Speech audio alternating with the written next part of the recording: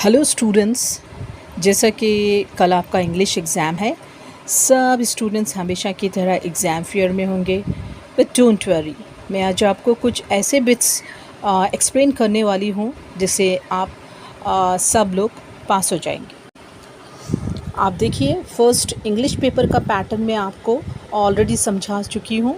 अभी हम ये देखेंगे कि इसको किस तरीके से किया जाता है। अभी read the following passage carefully, ये बिट से आपको 5 मार्क्स मिल जाएंगे। और पेपर जो रहेगा आपका पार्ट 1A जो रहेगा, इसमें आपको फर्स्ट टू 5 जो बिट रहेगी उसमें देखिए आप फर्स्ट यहाँ पर जाएंगे, हम इस बिट के क्वेश्चन पर जाएंगे और पैराग्राफ को अच्छी तरीके से समझ लेंगे। यहाँ पर देखिए आप, ही जॉइंड इन JNTU कॉलेज, यानी ये ही जॉइंड इन JNTU कॉलेज, उसने JNTU कॉलेज को ज्वाइन किया। अब उन्होंने क्यों गए, किस वजह से गए, आपको इस पैराग्राफ को पढ़कर समझना होगा। अब यहाँ पर है, देखिए आप सेकंड पैराग्राफ में, he enrolled at JNTU college of engineering and intention of becoming a engineer, यानी यहाँ पर आपको समझ में आ चुका है कि किस तरीके से वो JNTU कॉलेज को गए और क्यों गए। यहाँ पर आपको इंजीनियरिंग करने के लिए गए थे, तो यहाँ पर आपको पॉइंट आउट करना है टू बिकम एन इंजीनियर। आप लोग को जो भी रहेगा सब पैसेज में ही रहेगा, आपको सिर्फ पैसेज को पढ़कर समझना होगा कि कौन सी बिट में कौन सी चीज़ को आपको वहाँ पर सूट करना है। नेक्स्ट देखिए आप, SP शैलजा वॉज, अभी हम देखेंगे वॉज SP शैलजा। पहले हमको पैराग्राफ में SP शैलजा को देखना होगा, कहाँ पर है। हाँ, ये फर्स्ट पैराग्राफ में देखिए आप, he has 2 brother and 5 sisters including singer SP Shailaja, यानी इनको 2 भाई थे और 5 बहनें थे, जिसमें एक बहन का नाम था SP शैलजा। तो अब आपको समझ में आ चुका है कि SP शैलजा कौन थे। Actual she is a sister of SP Balasubrahmanyam, यानी ये थे SP बालासुब्रमण्यम की बहन। ठीक है, तो यहाँ पर आपको पॉइंट आउट करना होगा a sister of SP Balasubrahmanyam, यानी B को आपको पॉइंट आउट करना होगा। अब SP बालासुब्रमण्यम वॉज, ये कौन थे, SP बालासुब्रमण्यम कौन थे। He actual is a playback singer, यानी बालासुब्रमण्यम कौन थे, प्लेबैक सिंगर थे। आपको इस पैराग्राफ में ही दे दिया गया, आपको ढूंढ कर अच्छी तरीके से समझ कर करना होगा। नेक्स्ट देखिए आप, थर्ड क्वेश्चन हम प्लेबैक सिंगर को पॉइंट आउट करेंगे। फोर्थ में देखिए आप, due to typhoid Balasubrahmanyam lost his job, joined in JNTU, stopped studying his engineering, he become a playback singer। इस तरीके से आपको 4 चॉइसेस है, इसमें से आपको सही होगा stop studying his engineering, यानी बालासुब्रमण्यम हम सब लोग जानते हैं कि ये एक प्लेबैक सिंगर थे। यहाँ पर इन्होंने मतलब टाइफाइड होने के बाद अपनी स्टडी को स्टॉप कर दिया। ठीक है, तो ये आपको 4 क्वेश्चंस हो चुके हैं। अभी आप 5th क्वेश्चन देखिए, Balasubrahmanyam had an interest in music, यानी इन्हें म्यूज़िक का शौक़ था। कब से था, या बचपन से था, या फिर 1964 से था, या फिर वो JNTU ज्वाइन करने के बाद था, या फिर वो सिंगिंग अवार्ड मिलने के बाद उनको शौक़ हुआ। तो ये हम देखेंगे, मतलब इनको दिलचस्पी कब से थी, तो हीज़ अर्ली एज। एक्चुअल इनको हम देखेंगे इस पैराग्राफ में, देखेंगे हम अर्ली एज से थी इनको या फिर 1964 से थी। तो हम पैराग्राफ को देखते हुए समझ जाएंगे कि इनको ये अर्ली एज से। देखिए आप सेकेंड पैराग्राफ में जी सेकेंड लाइन है, at an early age, interest in music at an early age. ठीक है, तो इस तरीके से इनको बालासुब्रमण्यम को इंटरेस्ट था अपनी म्यूज़िक में। कब से, हिज अर्ली एज से। अर्ली एज एक्चुअल बोलते हैं हम बहुत ही कम एज में जब कोई काम हम शुरू करते हैं स्टार्टिंग एज में, उसको हम बोलेंगे अर्ली एज। तो आपको ये पैसेज करने से आपको 5 मार्क्स मिल जाएंगे। अभी हम देखेंगे सेकेंड पैसेज 6 to 12। अब यहाँ पर हम देखेंगे 6 to 12, इसमें आपको देखिए 4 आपको जी यहाँ पर देखिए आप 4 ऑप्शंस रहेंगे, उसी तरीके से आपको चूज़ कर पॉइंट आउट करना होगा। अभी हम देखेंगे इसमें 6th क्वेश्चन है, Michael did not want to be sent away from clinic because he did not wish to return to school।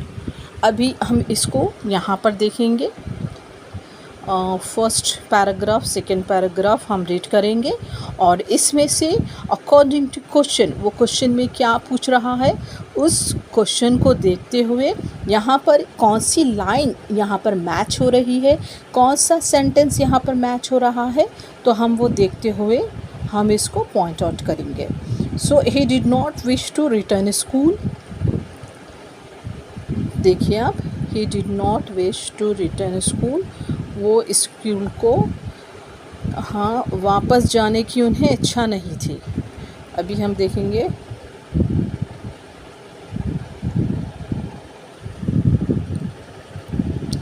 Michael followed his mother into the clinic, probably discharged, she go to into surgery, another nurse took a white coat, felt his left arm, he moved his smile। सो आप ये पढ़िए और समझिए कि उन्हें school जाने की, ये आपको समझने से मालूम हो जाएगा कि इनको स्कूल जाने की इच्छा नहीं थी।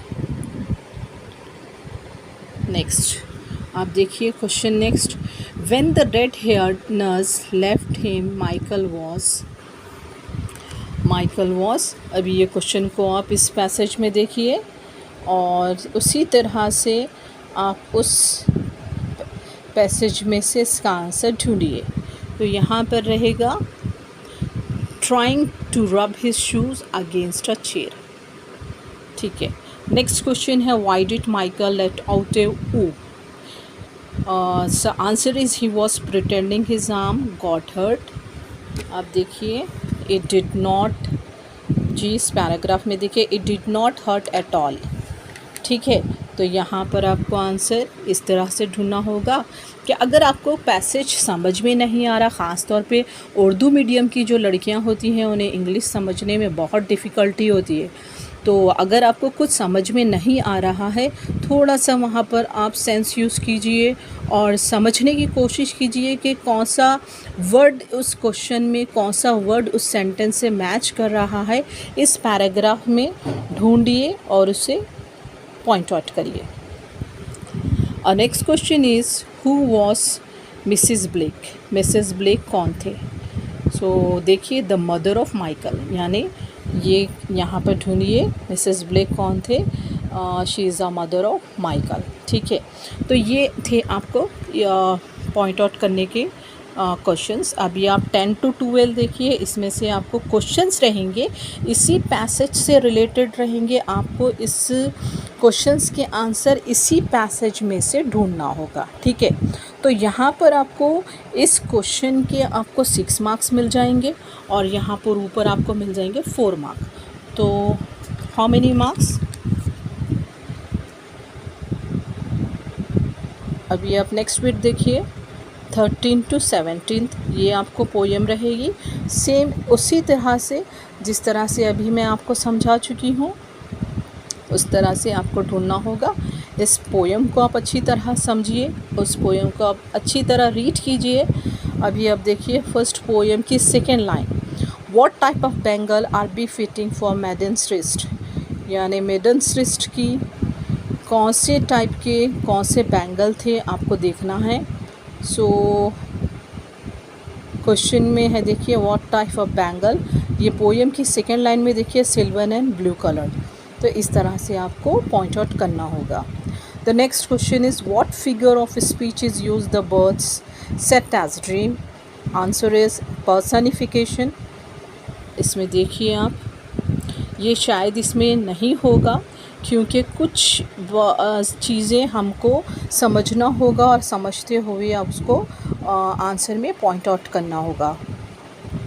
What figure of speech is used, यानी यहाँ पर हम बर्ड ऑफ ड्रीम की बात कर रहे हैं, तो किस टाइप की स्पीच यहाँ पर फिगर हो रही है, यानी हम वहाँ पर बता रहे हैं कि किसी का पर्सनिफिकेशन। एक्चुअल पर्सनिफिकेशन इज़ हम कह सकते हैं शख्सियत किसी की, तो यहाँ पर हम बता रहे हैं कि कली के बारे में बता रहे हैं, तो ये भी क्या हो गई, पर्सनिफिकेशन, यानी हम उसको पर्सनिफाई कर रहे हैं, इसलिए वो हो गया personification. Next is how are the bangles compared, the answer is to the mountain mist. आप देखिए इसमें माउंटेन मिस्ट है यहाँ पर, और यहाँ पर भी हम इसको पॉइंट आउट करेंगे।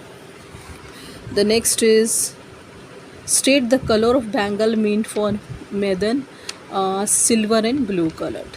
Next is what do this colour symbolise, यानी ये कलर किस तरह क्या सिम्बलाइज करता है, so the answer is mountain mist और स्ट्रीम। यहाँ तक कि आपको देखिए अच्छे खासे मार्क्स मिल जाएंगे इतना करने से। नेक्स्ट बिट हम करेंगे, कुछ हमको इसमें से वर्ड्स यूज़ करना होगा, ठीक है।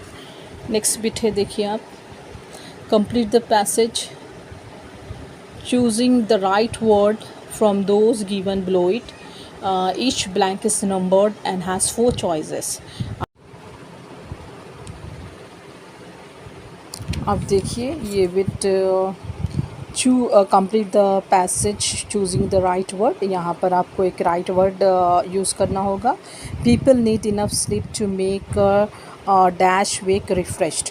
हम देखेंगे यहाँ पर इसमें कुछ इस तरह से आपको ऑप्शंस देगा, यहाँ पर कौन सी चीज़ आपको आएगी इसमें देखना होगा, दे देर देम देर्स, तो हम यूज़ करेंगे यहाँ पर एक नहीं कई लोगों की बात आ रही है, तो हम यहाँ पर यूज़ करेंगे देम, ठीक है। That means no more dash 3 hours night for a few people. हम देखेंगे सेकेंड में 32 वाले में देन आएगा, एज आएगा, बाय आएगा या फिर फॉर आएगा, इसमें आएगा आपको देन। नेक्स्ट बिट है आपको देखिए, some people need only 5 or 6 hours of sleep, most of dash need 7 or 8 hours, ठीक है। इसमें आपको देखिए दे, एज, वी, अस, यहाँ पर हम यूज़ करेंगे अस। 34 में देखिए आप, क्वेश्चन में है आपको 34 में, इनफैक्ट यू नीडेड 16 और 17 hours ऑफ स्लीप, यहाँ पर हम देखेंगे an hours of sleep. Next an infant required sleep than you need no, इसमें से हम लेंगे लेस। तो इस तरह से हमको यहाँ पर सेलेक्ट कर जो भी इसमें रहेगा वो राइट वर्ड आपको यहाँ पर सूट करके पॉइंट आउट करना होगा। नेक्स्ट देखिए आप, अच्छा इसमें देखिए आप, read the following passage and fill the blanks, choosing the correct words giving in the bracket. यहाँ पर आपको देखिए 36 से 43 तक जो बिट रहेगी, ये 2 वर्ड्स ऐसे रहेंगे जिसमें से एक वर्ड कम्प्लीटली रॉन्ग रहेगा और एक वर्ड सही रहेगा। आप देखिए इसमें, the policeman on the beat moved up the avenue impressively. The impressiveness was habitual and not for show. For a spectator were few. The time was barely 10 o'clock at. अब देखिए आप, यहाँ पर ब्रैकेट में आपको दिया गया KNIGHT नाइट /NIGHT नाइट, यानी यहाँ पर आपको प्रोनाउंसिएशन तो सेम है but the meaning will be different.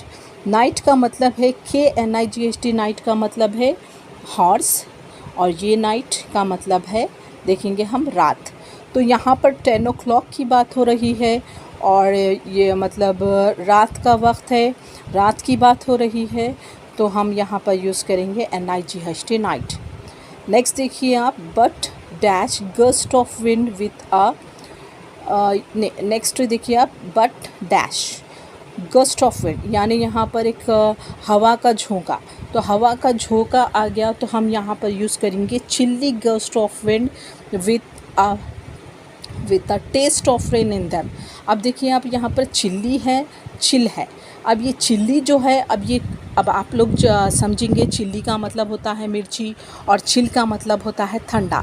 But a confusing word, यहाँ पर चिल्ली का मतलब भी होगा अनकंफर्टेबल कोल्ड विंड, यानी ऐसी हवा जिससे हम बेचैन हो जाते हैं, जिससे हम परेशान हो जाते हैं, उसको हम बोलेंगे चिल्ली। ठीक है, तो हम यहाँ पर यूज़ करेंगे chilly gust of wind with a taste of rain, यानी यहाँ पर हम देखेंगे अब रेन की बात आ चुकी है तो यहाँ पर हम टेस्ट ही कहेंगे, क्योंकि जब बारिश होती है तो सभी को मज़ा आता है।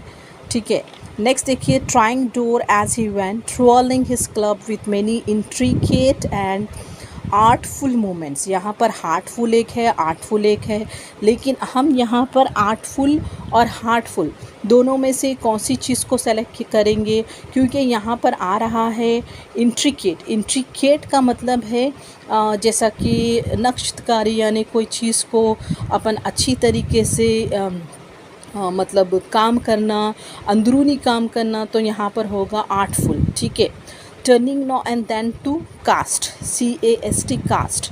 नेक्स्ट आएगा आपको slide swagger dash a fine picture of guardian, यानी यहाँ पर आएगा made a fine picture of garden of the peace. ठीक है, PEACE।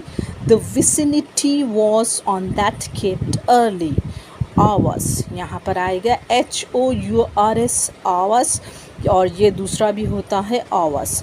ये H जो है यहाँ पर साइलेंट होता है, लेकिन हम उसको पढ़ते समय आवर्स ही पढ़ेंगे, हावर्स नहीं पढ़ेंगे। ठीक है, विसिनिटी का मतलब होता है आसपास। जब ये शो तैयार किया गया था तो आसपास के लोग ही पहले ही घंटों में देख चुके थे। ठीक है, तो हम यहाँ पर यूज़ करेंगे HOURS आवर्स। ठीक है, तो ये पैसेज था, ये आपको था फिल अप दी ब्लैंक्स, ये इसके आपको मिल जाएंगे 8 मार्क्स। अभी आप देखिए नेक्स्ट बिट आपको जो रहेगी, ये बिट रहेगी, इस बिट को हम कहेंगे, देखिए, right the answer in your, ये भी आपको सेम उसी तरीके से राइट फॉर्म लिखना होगा। ठीक है, ये देखिए आप लोग, राइट फॉर्म अभी the foundation of our, bracket में जो वर्ड्स देगा उस वर्ड्स को ही आपको राइट फॉर्म में लिखना होगा।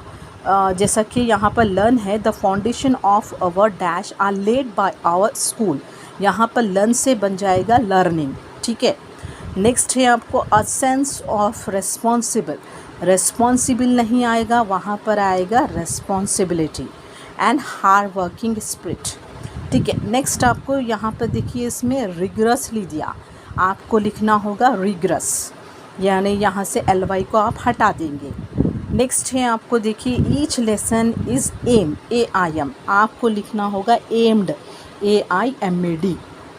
नेक्स्ट देखिए आप dash make us learn, make है, यहाँ पर हम लिखेंगे मेकिंग अस। ठीक है, right form of begin, begin का राइट फॉर्म बन जाएगा beginning. Next we are taught to be morally responsibility है, यहाँ पर आपको यूज़ करना होगा रेस्पॉन्सिबल। ठीक है, तो इस तरीके से ये पेपर आपको कंप्लीट हो चुका है। यहाँ तक कि आपको देखिए, अगर आप अच्छी तरह से ये समझ जाएंगे तो यहाँ से आपको अच्छे से मार्क्स मिल जाएंगे। ठीक है, तो till then keep making small efforts. I wish you all very best. Goodbye.